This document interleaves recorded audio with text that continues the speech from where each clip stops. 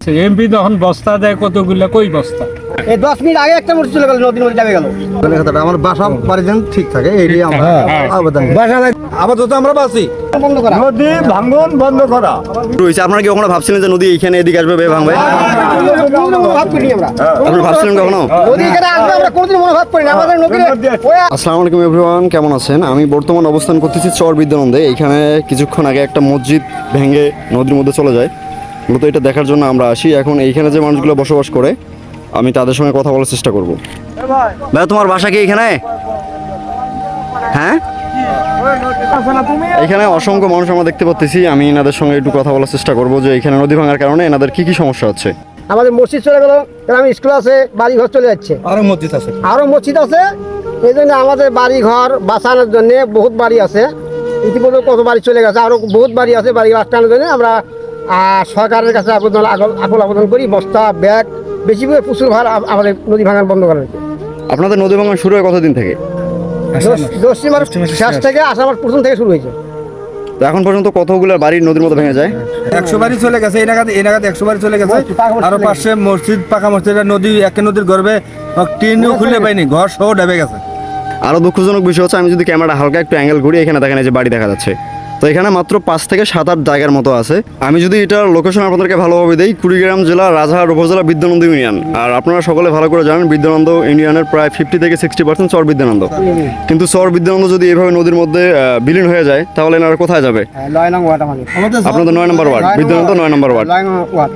তো এখানে ইতিমধ্যেই কাজ হইতেছে। এখানে আমরা যে পরিমাণে কাজ দেখতেছি, কাজ ঠিক আছে, কাজ হইতেছে, আরো কাজ চায় না, কারণ আরো একবার নদী গর্ভে বিলীন হয়ে গেছে, একবার ডেবে গেছে একবার। এই যে দেখেন কি একটা অবস্থায়, যে এখানে ইনস্ট্যান্ট বস্তাগুলো ফেলানো হচ্ছে আর কি। পানির স্রোত একদমই কমতেছে না। যদি এখানে আবার হচ্ছে যে ভাঙন শুরু হয়, তাহলে একবার অবস্থা শেষ। কিন্তু এখনও যে পর্যায়ে আছে, যে বাড়িগুলো গেছে, এনারা চাচ্ছে যে আরও ভালোভাবে যাতে কাজটা হয়, এবং যে বাড়িগুলো ইতিমধ্যে চলে গেছে বা যে জায়গা জমিগুলো চলে গেছে, এটা তো আর কখনো ফিরে আসবে না। কিন্তু যেগুলো আছে এগুলো তো আটকার জন্য চেষ্টা করতে হবে। মসজিদ চলে গেল আমাদের, এই 10 মিনিট আগে একটা মসজিদ চলে গেল, নদীর মধ্যে যাবে গেল। আমাদের কাজ মজবুত কাজ, এই সামান্য বস্তাতে কাজ হবে না, আরো বস্তা বেশি করে লাগবে এবং কাজ মজবুত নয়, ঢালাই করা লাগবে, তাহলে আমাদের কাজটা মজবুত হবে। আমরা প্রাণ চাই না, আমাদের প্রাণের দরকার নেই। আমরা যা খাদ্য হালকা খাই, এর উপরে আমরা শুকরিয়া দিই আলহামদুলিল্লাহ। আমাদের কাজ হলো মজবুত। বাসা বাড়িতে বাসা বাড়ি ঠিক আমাদের, আমার বাসা বাড়িতে ঠিক থাকে, এইটাই আমরা আবেদন। বাসা বাড়ি ঠিক। এমপি তখন বস্তা দেয় কতগুলা, কই বস্তা? হ্যাঁ, এই যে 100-150 বস্তা নিয়ে ফেলে আইলে কি আটক হয়? যে চাপছে যে কাজটা, বসত বাড়ির ঠিকানের যে ব্যবস্থাটা, এটা আমার জোরভাবে সরকারের কাছে আবেদন তাড়াতাড়ি করে আমাকে এলাকার কাজগুলো হোক। আপাতত আমরা বাসি, তাছাড়া আমাকে মানে কোনো জায়গায় আমাকে এরকম দুঃখ, এরকম কষ্ট, এটা মানে বলার মতো না।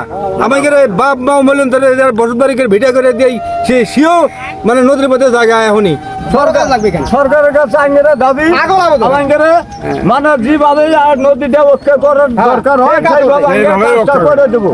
বহু বাড়ি ঘর দিয়ে চলে গেছে গা, আমার এই বাচ্চা স্কুল আছে, ওই বাচ্চার মসজিদ আছে, যেভাবে হোক নদীটা আর কি নদী ভাঙন বন্ধ করা, হ্যাঁ, এটা সরকারের কাছে আগে দাবি, আবেদন। তো এখানে আমি হচ্ছে যে এনাদের সাথে অনেক ধরনের কথা বললাম। সব কথাই তো আর আসলে ক্যামেরায় মানে ওঠার হয় না আর কি, অনেক সময়ের প্রয়োজন আছে। এখানে আসলেই নদী এমনভাবে ভাঙন শুরু হয়েছে। আপনারা কি কখনো ভাবছিলেন যে নদী এখানে এদিকে আসবে, ভাঙবে?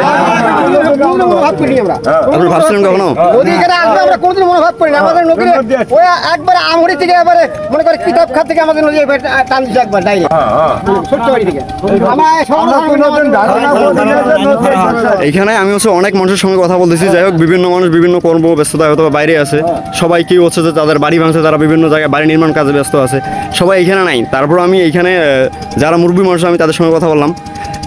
এনাদের মন্তব্য হচ্ছে একটাই, যে এনারা কখনো ভাবে নাই যে তিস্তা নদী এইভাবে এনাদের এখানে ভ্রমণ করবে, মানে ভাঙা শুরু হবে। আমরা যদি একটু পেছনে খেয়াল করি, যে দেখেন ওই যে একটা নৌকা দেখা যাচ্ছে, একটু আগে এই বাড়িটা কিন্তু তিস্তা নদী চরের মধ্যে ছিল, এখন হচ্ছে যে ওই বাড়িটা নৌকার মধ্যে। এটা হচ্ছে যে বিভিন্ন জায়গায় নিয়ে যাওয়া হচ্ছে, এখন কোথায় যাবে তারা হয়তো নিজেও জানে না।